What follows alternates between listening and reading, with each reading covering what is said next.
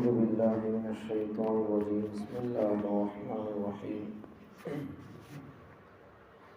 بئس ما اشتروا به أنفسهم أن يكفروا بما أنزل الله بغيا أن ينزل الله من فضله على من يشاء من عباده فباءوا بغضب على غضب وللكافرين عذاب مهين.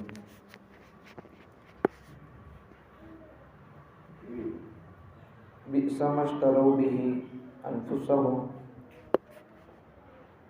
بری ہے وہ قیمت جس کے بدلے انہوں نے اپنی جانوں کو، اپنے آپ کو بیچ دیا. ان یکفروا، وہ انکار کرتے ہیں، بما انزل اللہ، جس چیز کو اللہ نے نازل کیا. اور وہ انکار بھی کرنے کی وجہ کیا؟ کوئی وجہ نہیں، بغیاً، صرف حسد کرتے ہوئے انکار کر رہے ہیں. ان ينزل اللہ من فضلہ علی من یشاء من عبادہ، اللہ تعالیٰ نے اپنے بندوں میں سے جس پر چاہا اپنا فضل نازل کر دیا، مہربانی نازل کر دیا. اب یہاں فضل سے مراد صرف اللہ کا فضل نہیں ہے، کوئی اور چیز ہے، وہ بعد میں بتاؤں گا. فباءوا بغضب علی غضب، تو وہ لوگ غضب بالائے غضب لے کر لوٹے. دو قسم کا، دو غضب لے کر لوٹے. پہلا غضب سے مراد کیا، دوسرا غضب سے مراد کیا، وہ بتاؤں گا. تو غضب بالائے غضب لے کر لوٹے. وَلِلْكَافِرِينَ عَذَابٌ مُّهِينٌ، اور کافروں کے لیے رسوا کن عذاب ہے.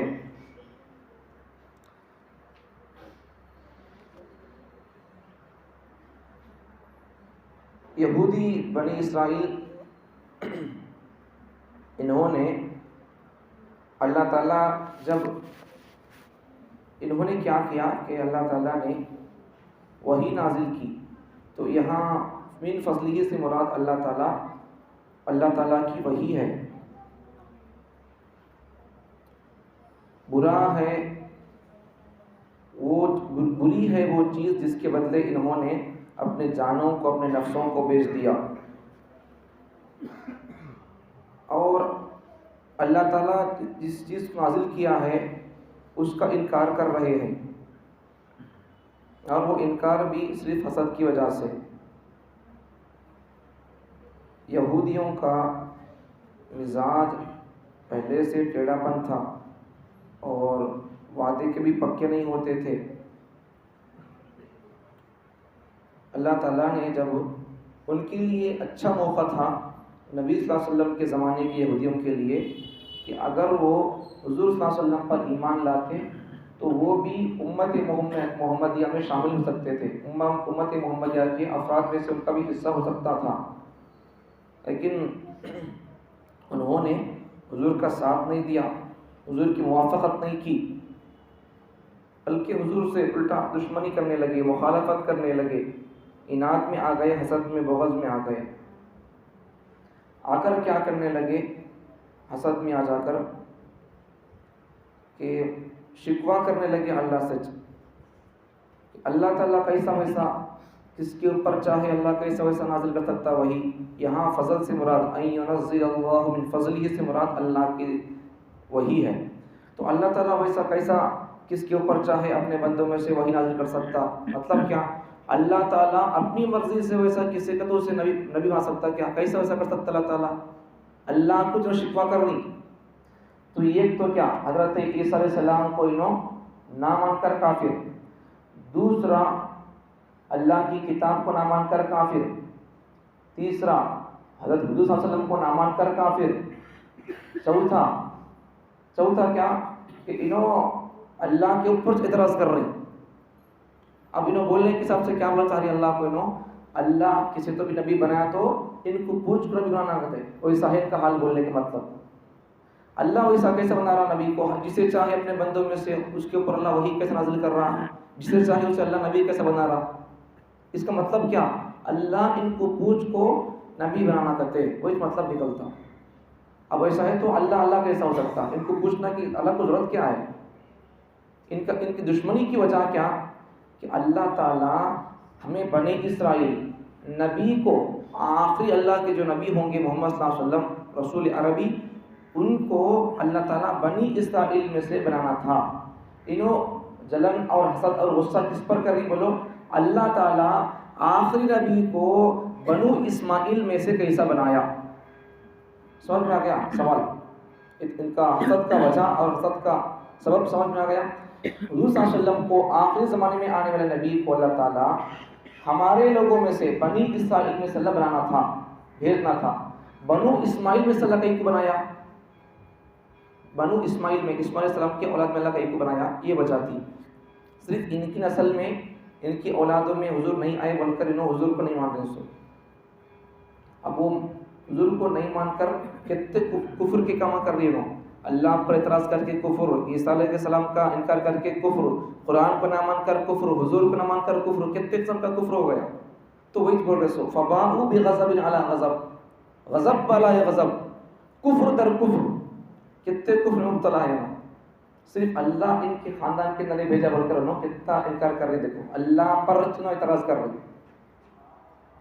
تو انہوں اپنے وہم و گمان کے مطابق، اپنے عقیدے کے مطابق انہوں کیا سمجھ لے کو بیٹھی، ہمیں جو کام کر رہی، ہمیں جو طریقہ اپنا کر ہے وہ پکا جنت کو جانے کا طریقہ ہو۔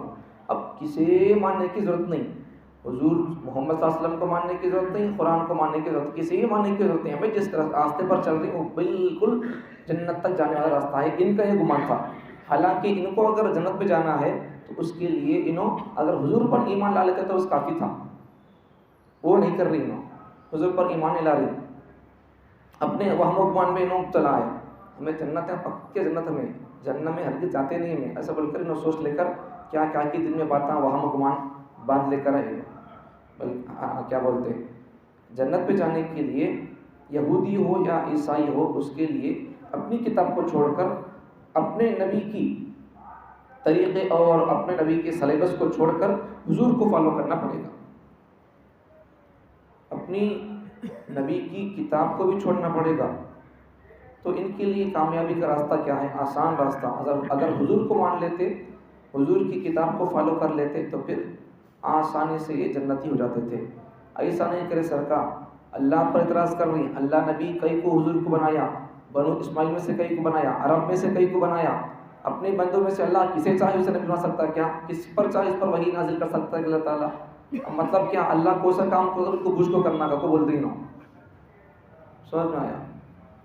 تو یہ سب اللہ پر اعتراض ہے، حضور پر اعتراض ہے، اللہ کا انکار، حضور کا انکار، عیسیٰ علیہ السلام کا انکار، قرآن کا انکار، کتنے کفر کے کام کر رہی ہے۔ صرف ایک بات کی وجہ سے، صرف ان کے خاندان میں بنی اسرائیل میں حضور نہیں آئے بول کر کتنے قسم کے کفر کے اختیار کرے، تو اللہ کا عذاب ان پر آ گیا، عذاب در عذاب۔